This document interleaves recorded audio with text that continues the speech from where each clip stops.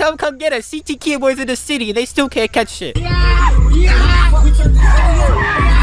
you were to raise kids right now, what's Kia Boys? Oh no. the main thing you tell them as far as steps for success in life? Go get you any flathead, any USB cord, and go get you any car you want.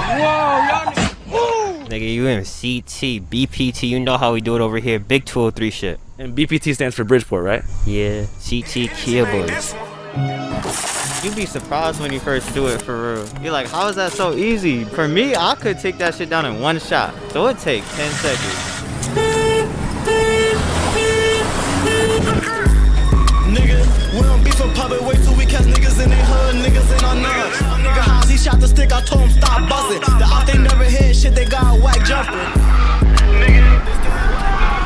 My name is Andrew, a journalist from Seattle, and for the past couple years, I've been following an online trend called the Kia Boys, after I first discovered a documentary by Tommy G, filmed in Milwaukee. Hey, watch this, watch this, watch this. Depicting brazen teenage car thieves who seem to be able to steal Hyundais and Kias with nothing but a flathead screwdriver or a USB cord. And very quickly after their discovery, the Kia Boy method and Kia Boy culture spread from Milwaukee across the entire country and broke headlines nationwide. The next time you see a Kia or a Hyundai with a broken window and without a license plate, it's probably a stolen car. Have you heard of Kia Boys car thefts?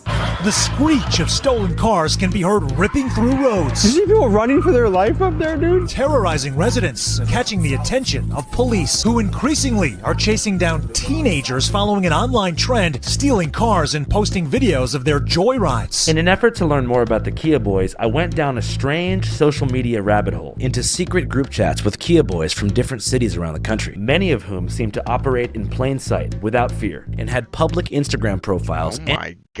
and TikTok pages where they documented themselves from a first-person perspective, stealing Kias, joyriding, and of course, crashing them. Oh my gosh, I remember seeing that shit. Person perspective, stealing Kias, joyriding, There was someone hanging and out of that course, car. crashing them. Yeah, he's dead. But among That green one clip is literally from Boston. the hundreds of active Kia Boy pages, there was nobody quite as fearless and brazen as the Connecticut Kia Boys. What are my mother niggas? Oh shit! Every day they posted 2 or 3 new cars and seemed to enjoy engaging Connecticut police in high-speed chases. Word, take that nigga out to New Haven. At first, I thought this was some kind of joke page, and maybe the Kia Boys were just being funny and using Connecticut as a locational decoy to mislead police. After all, Connecticut, known for beautiful Yale University and Manhattan commuters who live in luxurious mansions upstate, isn't exactly what comes to mind when visualizing a playground for petty auto theft. But after some research, I was able to make contact with the ringleader of the Connecticut Kia Boys, a perhaps Caucasian young man named Swervo, who agreed to meet with me in the backyard of a construction site for an introductory interview. Yo, I'm YK Swervo. 29 Trunkz. Nigga, I'm CT Kia Boys. CT Kia Boys, we on top. No other Kia Boys competing with us, you know what I'm saying? So what does it mean to be a Kia Boy? To be a Kia Boy, bro, I feel like a lot of y'all get it wrong, bro. A lot of y'all just think y'all could take these cars, or like, y'all doing these cars, y'all going like, for me, 1-minute chases, and y'all crash, y'all get booked. That is not a Kia Boy, nigga. You take a Kia, you get lit, nigga.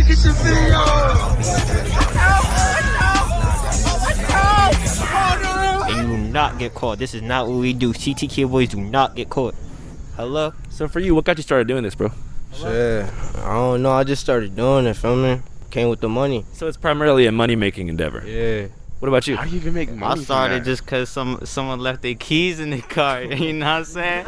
I was like, bet. And then, you know what I'm saying, I was scrolling on Instagram, actually, and I see some TikTok shit of them taking the V. I was like, oh, that's how you do it? Fire in the hole. So I was like, bet. It's crazy. At first, yo, we really started on some, oh, everybody doing this shit, we could probably get popped. We could just do this shit, see how it work. And they was like, yo, we should record this shit. We could get lit. Nigga, 40,000 followers later, we're the biggest on IG. As the CT Kia Boys Instagram following has grown, so have the number of car thefts in the New Haven area. In fact, they've nearly tripled since their page launched in early 2023, and local news anchors blame TikTok. The TikTok challenge has gone too far. My ignition is busted. As if TikTok is the only app you can do this on. Literally, Instagram allows people to post clips of people literally dying, and you blame TikTok. Whole car is dented in. But it was what I've happened literally after seen her more clips of this on Instagram and YouTube Shorts than TikTok.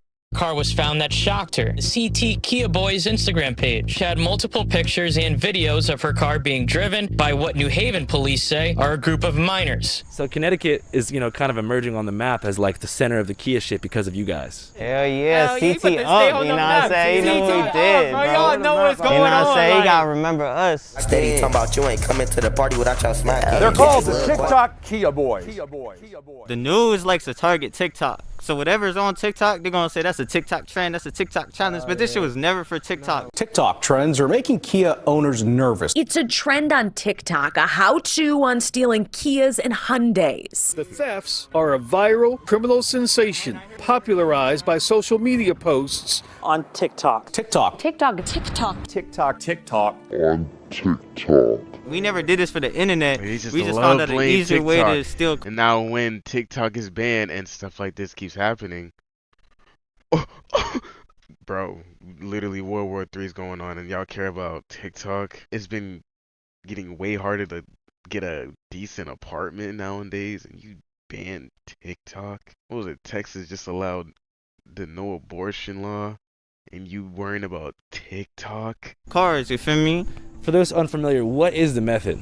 Nigga, all y'all boys need, man, one of these, yo. Y'all need one of these? Everybody over here got a screwdriver, And bro. this is never your best slacking. friend, bro. You guys all have screwdrivers. Hell yeah. When you hop in that shit, put that shit right under the windshield wiper, break that hole. Nigga, you get it sometimes in one, sometimes you need to put that shit in the ignition, you break that shit off. Grab y'all USB, grab y'all screwdriver, depends on what type of car it is, and then we out. You be surprised when you first do it for real. You're like, how is that so easy? For me, I could take that shit down in one shot. Yeah. So it take 10 seconds.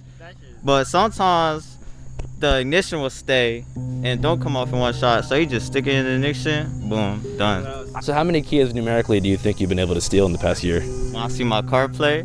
Like how many cards you've connected to on that iPhone? Oh my And I say this isn't even all of them. This how easy it is. Holy shit. Always had a V. You see Kia Sonata, Oh my gosh.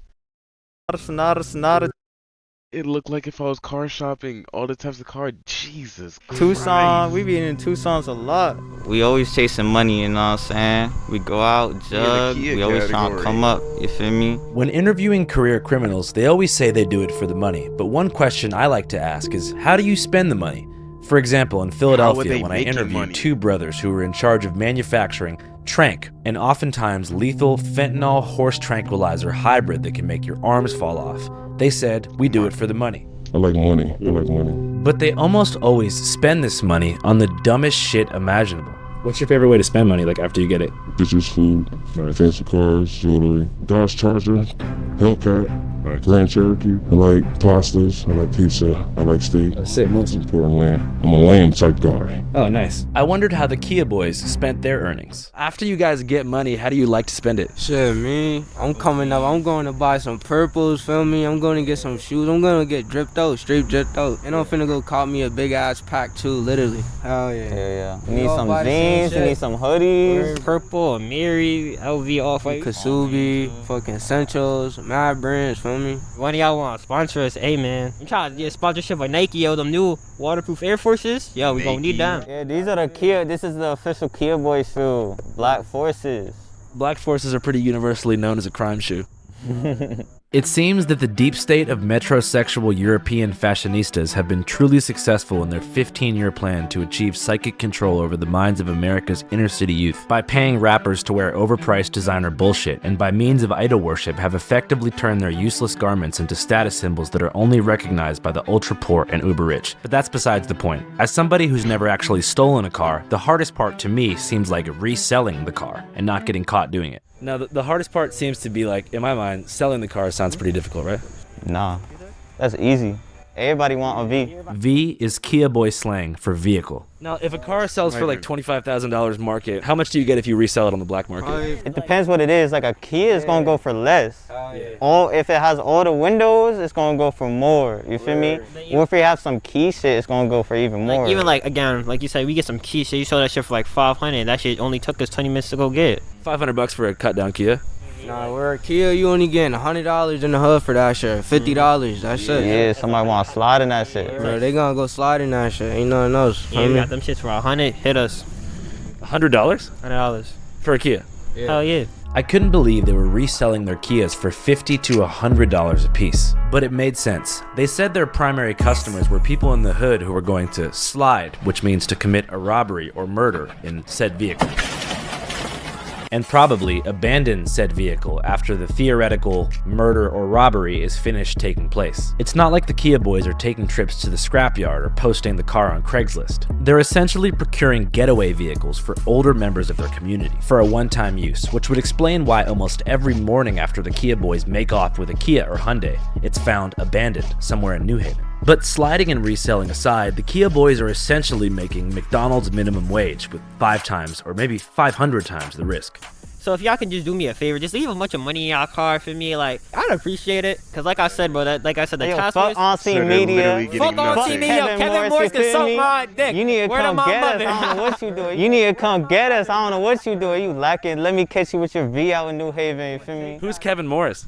Shit, some fat ass nigga. He a bitch. Bitch ass nigga. Old ass bitch. And it was just his birthday, bro. I should have threw eggs at your V, like. Fuck that nigga and his birthday. Who is he though? Like, what does he do? Bro, he posed. He bro, thinks he's a cop. He think he a cop. Like, he's a weirdo. He a drug addict turned wannabe cop. Kevin is like a Kia Boy vigilante? You like a Kia Boy hunter for real, like. Yo, that's his new name. Like, he a Kia Boy hunter, like. What the fuck go with you? This is where things start to get even more interesting. As we've learned from Batman, The Punisher, and John Wick, the true enemy of every shadowy crime syndicate is not the police, but a vigilante, a rugged anti-hero, an elusive arbiter of justice who lurks in the shadows and striking fear into the cold hearts of the capos, jefes, and guerrilla pimps who prey on the weak for a little coin. And the nemesis of the Kia Boys, apparently, was a self-described New Haven crime watchdog named Kevin Morse, who they said drives an unmarked Dodge Charger and uses drones, night vision goggles, and advanced GPS tracking techniques to stalk the Kia Boys through the night.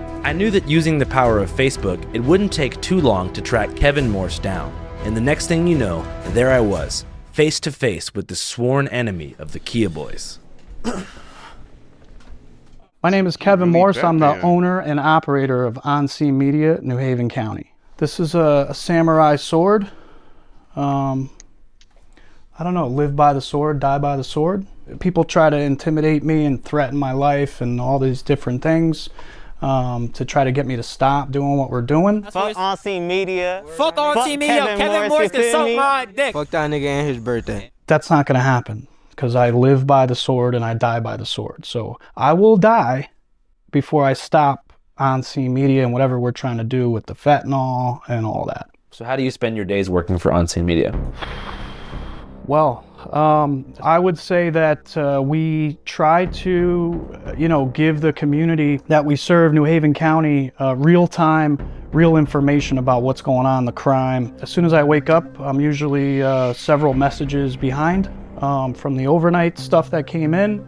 And pretty much I open my phone and we usually have direction from there. So somebody's car got stolen, their dog is missing, their son or daughter's missing, the cops are over here, the fire truck's over there. So that's kind of it. I mean, I literally wake up to phone calls and messages, and that kind of creates our direction outside of anything else we're trying to do advertising for people. Yep.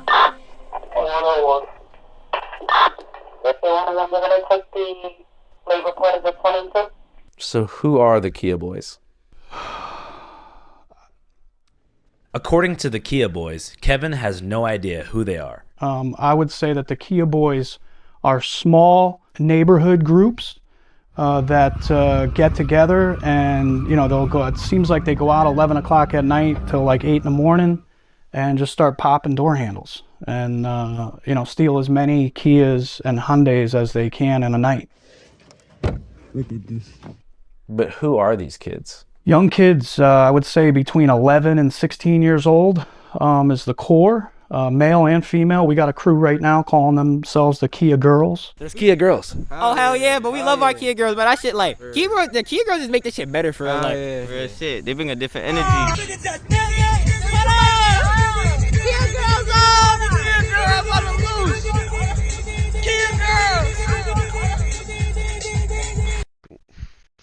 What have my black people have come to, bro? This is crazy. It blows my mind how anybody can commit crimes and then post them on their story or on their platform and it just be okay. The repercussions and the consequences, I'm not even sure what they are today. You had people shooting people and basically walking right out of jail with low bonds. So it's bad. I mean, there's hundreds and hundreds of cars are being stolen.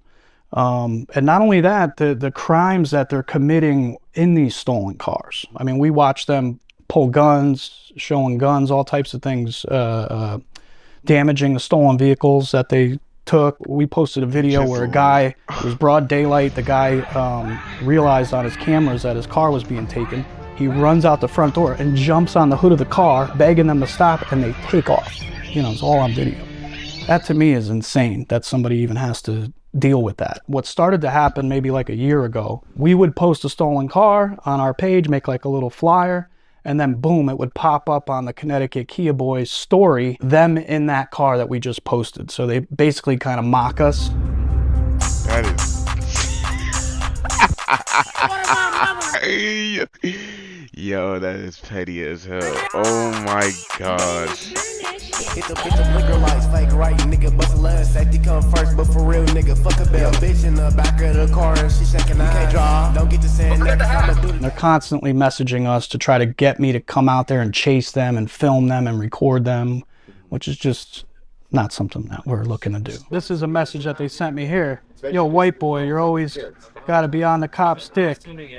You must like they dick in your mouth. Go in the house. And it's getting to the point now where they're stealing cars, calling me, crashing the cars, calling me so we can go cover it. We're not doing that nonsense. You know, I've been trying, I message they all message me on Instagram just about every day, threatening my life, all types of stuff. I mean, I've literally been to where they've recovered a stolen Kia.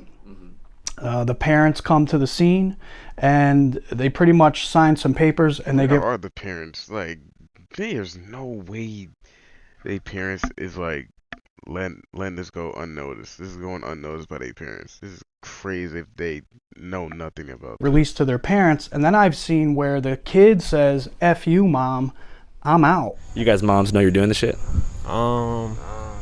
Shit, low key, I don't even know. What do you think? Yeah, I don't know. You think they'd be like disappointed? I feel me, I think, yeah. We need the parents of these kids to try to do something. I don't know. They're your children. The impact that it has, you know, I talk to all the victims. They call us to post their pages, or post their car on the page. People crying, all types of stuff, you know, that they have to deal with. Everybody thinks because you have insurance, you're okay, but it's much bigger than that. Is there a part of you that like ever feels bad for the car owner? Hell nah. Because it just is what it is, you know what I'm saying? That's what insurance for. Some people even ask us to take their keys. They're like, we got these payments, come take this shit. We'll leave it unlocked even, just total it. Yeah. Yeah. So we never really personally did that shit. But people ask us though, you know what I'm saying? But I'll never feel bad. Come get back, you feel me? Yeah. What y'all gonna do about it? It just is what it is. They recover from it. Yeah. You know what I'm saying? Everybody recovers at the end of the day. Life goes on. As I learned in Philadelphia when interviewing the Trunkz dealers, almost every criminal has built up a fortress of mental justifications to protect them from guilt and responsibility in the suffering of others. In Philly, it was that drug addiction would exist with or without them, and if they stopped dealing, somebody else would just take their place. And for the Kia Boyz, it's all about insurance. And since 91% of cars in Connecticut are insured with complete theft protection, no harm, no foul, right? At the end of the day, I know y'all got insurance, or for me, y'all get back in a certain way. Again, like a lot of niggas, for me, y'all have jobs, y'all make bread. I'm pretty sure you still gotta pay though. Or I might be wrong. I haven't had a car for that long. I literally had not even a year. I've had a car for what, I've had a car since October. Not even a year yet. I'm still learning. I don't know. I'm pretty sure you still gotta pay. I don't gotta worry about y'all niggas. Something, not the whole thing. Some. They ain't come up from the trenches. At first, I honestly bought this explanation. I'd like to imagine that if I had my car stolen, I wouldn't take it too personally. I'd just keep pushing, file a claim, collect a check, and move on. But truth be told, I've never actually had my car stolen. And in my conversations with Kia boy hunter Kevin Morse, he explained to me that for Kia owners, even if they get their car back in just a couple days, the impact it has on their life is devastating. I was parked at work and I was there all day. When I went and got out of work, my car was gone from the parking lot. And what do you think happened? The kids were probably just casing the parking lot because there's no security there. So they just look for Kias. My car sticks out like a sore thumb, so. Fuck you talking about, nigga? Fuck you fucking talking about, nigga? Fuck? Who are these kids? Local teenagers have nothing better to do. I don't really know the answer. The cops seem to know who it is, but they won't press charges. How did this all make you feel? Anxious, I'm mad. I've been a wreck for 3 weeks. I'm just not myself. I don't eat, I don't sleep, I'm afraid to leave my house. And why do you think having your car stolen had such a profound psychological impact on you? Because I feel violated. My sense of safety is gone, my sense of security. You know, they were in my car, they maybe know where I live. I don't know if that's their MO, but it's just, I don't feel safe. It's just turned my life upside down. Like, I don't want to go out anywhere, I don't want to go to the store. I don't want to do anything. Are you kind of pissed at Kia for making it this easy to get your car jacked? 100%. Kia should pay for, and Hyundai should both pay for all of this. Like, the emotional stress that I'm under and what this caused isn't, you know, you can't replace that with money, but obviously with where I'm at financially, it would help. Yeah. But they're just dragging their feet on it. Did you reach out to anybody else other than the police when your car got stolen? I did, On-Scene Media. Okay. Kevin at On-Scene Media has been phenomenal. I don't know how he tolerates me. Midway through this journalistic mission, I started to resent the Kia boys a little bit and realized that I do have an emotional connection to my car. A 2006 Toyota Tacoma that I call Truckee. If you run the Carfax on Truckee, it's virtually valueless. Rebuilt engine, 200,000 miles on it, and the stereo's pretty much fried. But Truckee is my real fucking homeboy, and to be honest, I'd be kind of pissed if I saw someone dig a screwdriver into my shit, had no idea who they were, and then went on Instagram and saw them joyriding Truckee without asking Truckee's dad if they could even do it, and thinking more about it. I just sound like getting cheated on. And then seeing it on the internet.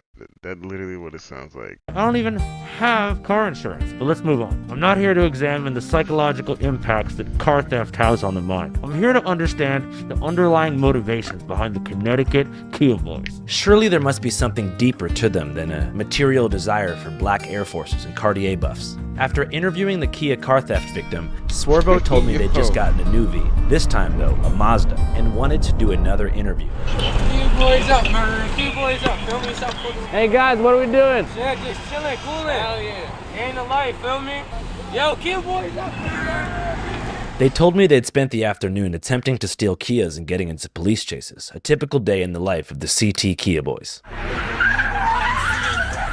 Got into a little chases, turned up a little bit, feel me? Regular day shit. How was today like level 1 through 10 in terms of excitement? This was this was like a 4. We could have did some more shit, feel me? But these is not clicking for some reason. What does clicking mean? Not busting, not opening, feel me? So you think Kia's doing a good job at making their shit harder to steal? Oh yeah, definitely now. Usually, like, the ones in the driveways and apartments don't got the update, but the ones in the street, people are gonna usually have the update. It was way easier before, now it's way harder. We can't hop on no V's for real. Hyundai and Kia are holding events across the country to install free software upgrades aimed to preventing car thefts. Kia and Hyundai developed the software for millions of their vehicles. Even better, the software will be provided to vehicle owners free of charge. Attention! If you're a Kia or Hyundai owner watching this right now, if you go to a local dealership, they will install the new software update for free, which makes it so the screwdriver or USB cord trick won't work to start your car. What's up, YouTube? As we learned in the streets of Connecticut, it's a shiesty world out there. And if you're a Hyundai or Kia owner, I want you to be safe. But more importantly, if you're surfing the web, I also want you to be safe from malware, scammers, hackers, and restrictive countries that don't let you go to the websites that you want to, homie. So straight up, I'm gonna keep it real with you guys. This episode is sponsored by NordVPN. Yeah, we about to go to the band. Yeah, sure, let's do it. The boys said they wanted to take me to an abandoned house where they like to hang out while skipping school. At this point, I realized just how young these kids may be. After all, only 15-year-olds like to hang out at abandoned houses. I haven't hung out at an abandoned house since I was 15. I prefer to stay away from abandoned houses. Abandoned houses are where you go when you want to hide from your parents. I'm gonna sit up there. Okay, cool. Damn.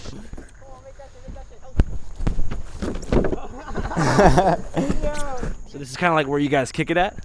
Yeah, we just be chilling here. It's a little Kia trap house for me.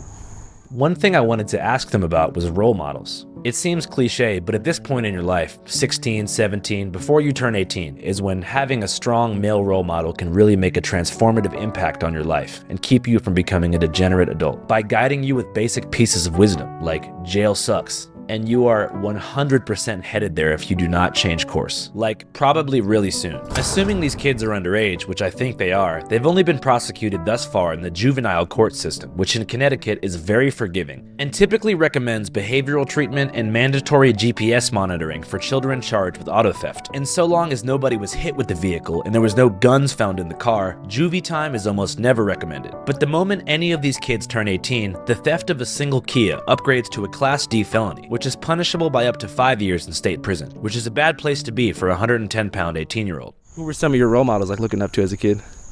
I spent a lot of time with my granddad. What was he like?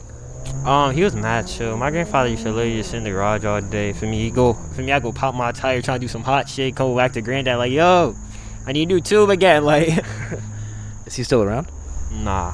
Damn, I'm sorry to hear that, bro. Nah, I'd be chilling for real. Do you remember the last thing you said to him? Yeah, it was I love you. And it was crazy. It was like, I left that night, and for me, got that call. I was like, damn. What do you think he'd want for your life? Shit, he probably looking at me right now, telling me stop jugging, like you tweak it, shorty. What would you say to him? Shit, granddad, you gotta see how grandma doing. I'm about to make this bread. What about you, man? You had any role models growing up? Shit, nah, not really, feel me? What about your pops? Yeah, he not really no role model. I don't fuck with that nigga for real. Has he tried to reach out to you like since you're getting older? And Nah, yeah, I talked to him a little bit, but still. I've had homies whose dads are kind of like popping in and out. Whenever they get to be like 17, 18, they try and reach back out and like explain, oh, I couldn't be there for you because I had all this shit going on. Did you guys had any conversation like that? Yeah, bro, that shit, like, that's a main conversation for everybody and their father that haven't been around for a minute, feel me? That's their go-to sentence. It's kind of 50-50, you know, like some friends of mine have said, okay, I forgive you, I just want you back in my life now. And the others say, nah, fuck that, you weren't around, like stay away from me. Yeah. Which one do you think you fall into? I'm the second one for sure, feel me? Yeah. Yeah. I feel like fuck that nigga. Mud thicker than blood, you know what I'm saying? Do you guys see yourselves as like a family? Yeah, definitely. These my brothers. How you not brothers? If you're risking your freedom, you're risking your life with each other. You gotta depend on him to drive, make sure you don't mac. You gotta depend on him, do whatever, you know what I'm saying? Whatever he doing in the moment. How important is loyalty in your life? I know. That's the most important. What do you think really measures loyalty among friends? Sometimes even being out here isn't enough. Like, you need to really be in situations. Like, sometimes it really takes being in cuffs to see what the fuck is gonna happen. That's why struggle's not always such a bad thing sometimes, because it really builds character and shows you who's real and who's not. A lot of these people, they got money, but they don't really got friends like we do, you know what I'm saying? Like, if you don't understand how we came up, where we came from, and like what we do, then you can't, like, you're not gonna understand us. Like, you feel me? Like, Kia shit may not be us, but our come up is us. You feel me what I'm saying? All right, shit, you guys want to get down? Yeah, for sure. We're gonna have some kids in the nighttime. All right. Cuisine, the most overlooked, underutilized purpose of Channel 5 programming. But boy, do we love to eat sometimes. And today, Boy, did I get scammed when I went to, what pizza place was it? I forgot. I'm looking at the menu. I'm thinking it was a regular pepperoni pizza. Boy, was I wrong. They slapped some damn tomatoes on that shit. I was so mad. I didn't even want them to take it. And then they had to get nerve to give us some watered down lemonade. Frank Pepe's Pizza. Never again, bro. Pizzeria Napolitana. We're at fucking Frank Pepe. It was $30. with it. New Haven, Connecticut, pizza capital of the world. They told us to go to Sally's. We're not going to Sally's, we're going to Pepe's. As I entered the restaurant, I could already smell the maritime aroma of Atlantic Ocean clams being shucked to perfection. That's because this place is known for their white clam pizza, a wood-fired, mouth-watering delicacy that can only be found in New Haven. It's a whole family of clams on a piece of pizza. Embalmed in grated pecorino romano and oregano flakes, the family of clams is dusted in the perfect amount of flora, with no fauna, which is a nice touch, but the spices undermine the garlic. 7 out of 10. Came about the woods just like a hermit. If a tree falls down, I'll be the only one who hurt. What was that? All the bee stings, so I know I'm not allergic. And the game warden always asking for my fishing permit. They bogus. High 8's 9. Yeah. I mean, the clam is a little weird, but it's pretty good. Before I could even digest my pizza Napolitana, I got a call from Kevin Morse, the Kia boy hunter himself, who wanted to take me along on a mission to drone a drug dealer, a regular pastime of his, where he terrifies local trappers by air by deploying a DJI drone above their stash houses. I was in. I met Kevin Morse in a nondescript parking lot on the outskirts of New Haven and entered his patrol car, which was stocked up with Monster energy drinks, vape juice, and of course, a miniature samurai sword. Because I live by the sword and I die by the sword. So I will die before I stop on-scene media and whatever we're trying to do with the fentanyl and all that. I could have ripped it harder, but this thing will put salt I'm vaping in a sub-on tank. What defines droning a drug dealer? Well, somebody sends us a message, basically with an address and a description, vehicle, whatever it is. And then we get to the area, deploy the drone, and try to lay eyes on it. And the psychological games that the drones play with these people, it's insane. They've told me it makes them crazy. So to clarify, the plan here, we're gonna fly a drone into the sky. Yep. And we're about a block and a half from like a drug dealer stash house, or? Potentially, at least where they're trapping out of. Has this led to any like successful arrests before? I'm just gonna say yes. You know, depending on what they're doing, maybe we'll fly the drone right by them. This drone is very loud and intimidating when you hear it.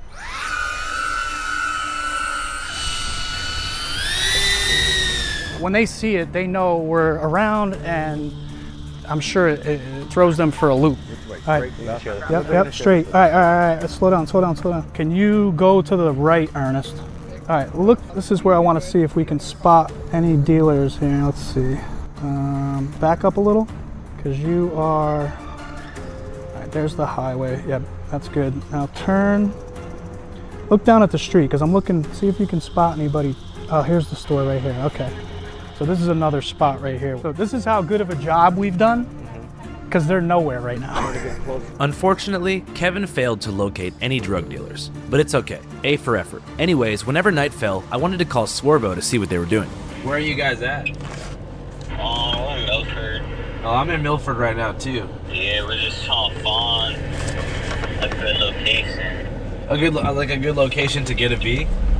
Yeah. Swervo told me to meet him at the Milford McDonald's and pulled up shortly after in the blue Mazda from earlier and told me to get in. Assuming the car was probably stolen, I threw my shiesty on and got in the backseat. Pretty immediately, he began driving erratically, swerving between lanes and truly living up to his name as we headed toward the state highway. It's all good.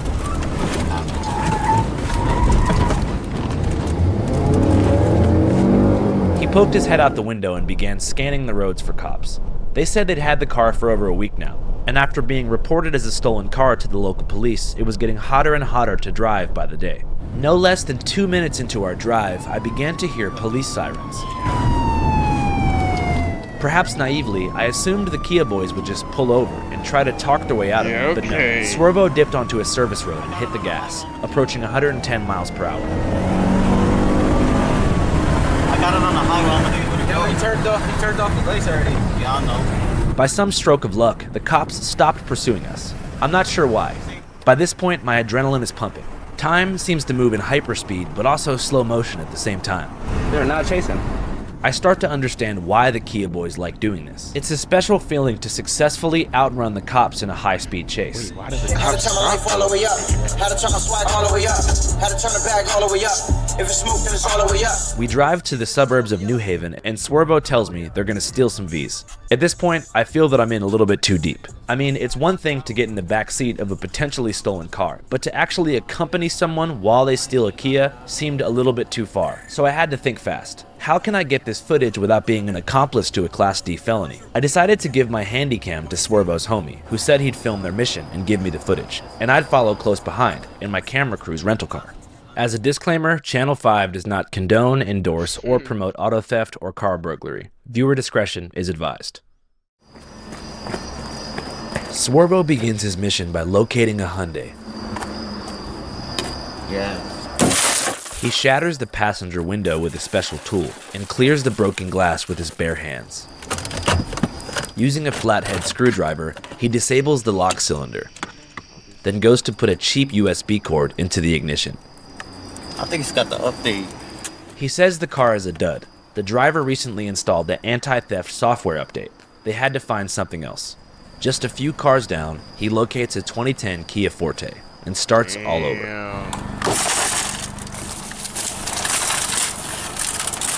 Yep, with that cheap glass, definitely 2010.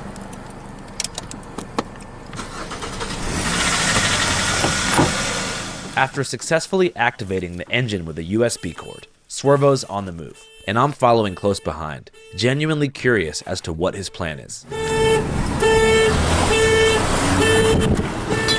Swervo begins driving as fast as he possibly can, then comes to a stop and tells me it's time to turn up. Alright, let's turn up. Hit the bigger lights, fake right, nigga, bust last, safety come first, but for real, nigga, fuck a bell, bitch in the back of the car, and she shaking eyes, you can't drive, don't get to saying that. I'm not gonna lie, I don't condone this, but oh, this shit do look fun, bro. At night, just driving empty street with your friends.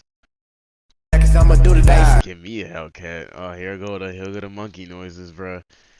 Just saying. Don't give me a face. He kicks things into high gear, swerving erratically from left to right, like a madman, hitting breakneck speeds down residential streets, in a nauseating frenzy that lasted probably 45 minutes.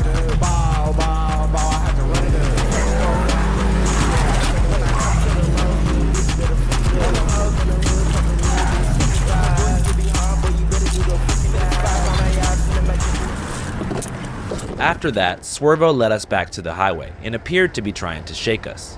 He later told me that we were making it too hot for them, somehow, and so got off at the nearest exit, headed to God knows where. A few minutes later, he called to tell me the Kia ran out of gas at a random intersection, so he abandoned the car and fled on foot. Nah, it's all good. We located the car near a cul-de-sac in Milford. Thankfully, it was recovered by Connecticut police, and we're told was reunited successfully with its owner the next morning. At that point, just keep it, bro. Just keep the car, bro.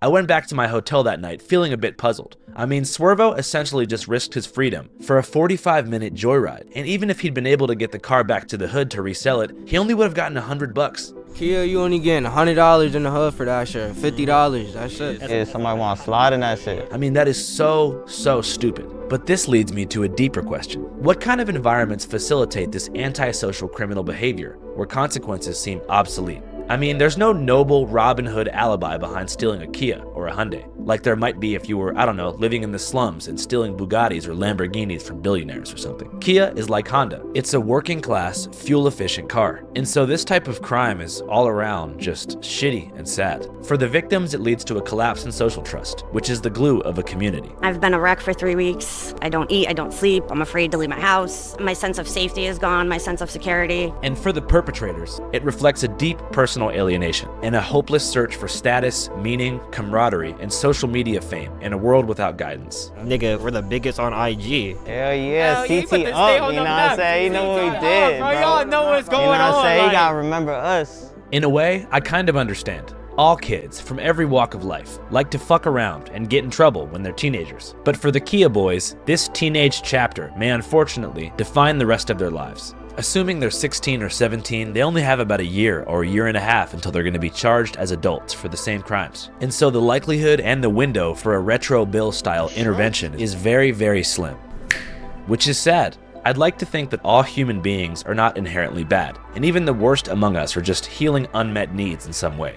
But I also know that some people are just shitty and view temporary personal gain as more important than the suffering of a total stranger. But that being said, in my personal interactions, the Kia Boyz didn't strike me as total sociopaths. In fact, they display a great deal of empathy for their own family members and also for each other. Mud thicker than blood, you know what I'm saying? He's my brothers. And so it's more likely that their personal alienation doesn't come as a result of a deep sadistic desire to cause pain to others, but rather environmental factors. The morning after our mission, I went to go visit the Kia Boyz in the housing projects in Bridgeport where they spend their time. A 36-building, government-built plaza of identical residential apartments called the Trumbull Gardens. Nobody there was above 25. There was no parents, no uncles, no moms, no grandmas, just youth. Every 45 minutes or so, the screeching tires of a fresh Kia can be heard driving into the gardens. Look at them little motherfuckers! Yo! Somewhere in this mix is Swervo and the other Kia Boyz, who have cars for sale for $100.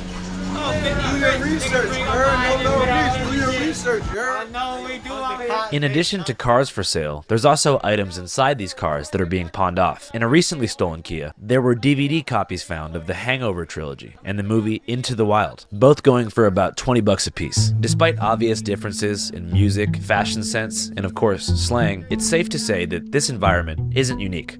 Every government housing project in America and the mentality it produces is virtually the same. Us against the world, get out by any means. But the roadblocks of financial illiteracy, the psychic influence of hyper-violent drill music, and the lasting legacies of mass incarceration and residential segregation have led to the genesis of a drastically misled generation who believe the only way out is petty crime or like rapping. The most popular rapper out of the Trumbull Gardens is a rapper named QB. Gang niggas. All I smoke is dead niggas. All I see is dead niggas. All I smell is dead niggas. Rest in peace, yo, dead niggas. Fuck with all this Facebook shit, cause I heard what he said. Niggas be jazzing, they see me in person, they ducking like they owe me bread.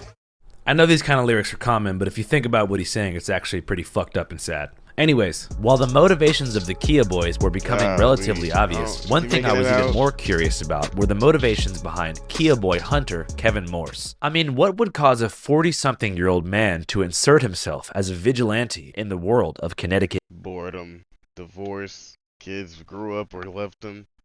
He bored. Teenage crime. He thinks he's a cop. He think he a cop, like you was a weirdo. You like a Kia Boy hunter for real life. Fuck that nigga and his birthday. Can you tell us a little bit about your past? Yeah, so, I was born in Milford, and around 8, 9 years old, I have an older brother that was starting to experiment with substance, alcohol, weed, cigarettes. So at 8, 9 years old, I was smoking weed, smoking cigarettes, and when I was 11, I had gotten alcohol poisoning, 6th grade, which is, looking back, just kind of crazy thinking of that. When I was a teenager playing sports, I caught an injury and was prescribed some Vicodin, which I really loved at the time. And it just kind of spiraled into dealing drugs, doing and dealing drugs. That's pretty much all I did from, 10 years old to 24. I was stealing a lot from people that care about me, hurting the people closest to me. Some would say that I probably got some people hooked on pills back then so we could do bad shit together. Eventually, after about a dozen charges, I had to go do some time. I was sentenced to serve 8 months in jail. I paroled out and pretty much hit the ground running. I mean, I've never looked back, only for growth. And I became a recovery coach. I participated in opening a 18 to 25-year-old intensive outpatient program where I worked at for a couple years. And then all these parents that we started a support group with kept pushing me to start my own business. It all began to make sense. Kevin is a 12-step recovery guy who got clean through the program and left a life of drugs and crime behind to pursue a life of service, which is the third pillar of the NA and AA recovery model. Kevin mentioned that he himself got people hooked on pills so they could do bad shit together, something he obviously feels a lot of remorse for. I was stealing a lot from people that care about me, hurting the people closest to me. The 9th step of the program is to make amends, which means recognizing harm done in the past and trying to repair it. But for those who've dealt drugs and possibly ruined the lives of others, that's not always possible. Many of Kevin's customers, I'm assuming, are now dead. So the program has an alternative avenue called living amends, where you take contrary action and make amends by doing the complete opposite of the bad things that you used to do, in an effort to achieve karmic balance in the eyes of a higher power. In a sense, it seems that Kevin's passion for crime fighting is informed by his own guilty conscience, which thankfully is something he's honest and open about. That's part of the reason I do what I do, because I feel like I'm always going to be in debt to society for a lot of the crap and shit that I did, right? That I didn't get caught for or whatever. So doing the stuff that I can do with On Scene Media and Lyft, really helps me give back and, heal from the past, I guess you could say. Do you feel like your experience in jail was able to rehabilitate you? 100%. So in terms of your kind of long-term sobriety, what do you think is like the main factor that has made it so you've been able to maintain sobriety for so long? Exposure, putting myself out there. I don't fix what's not broken, so I've always kind of worn my addiction and recovery on my sleeve. Do you think you would have been a Kia boy? Hell yeah.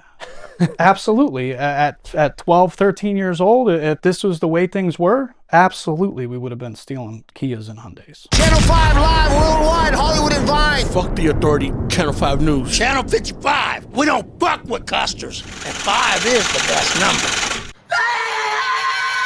Fuck that nigga and his birthday. I need an outro like that, exactly like that. Just people on Fent screaming at the top of their lungs at the end of my videos. That'd be so hard.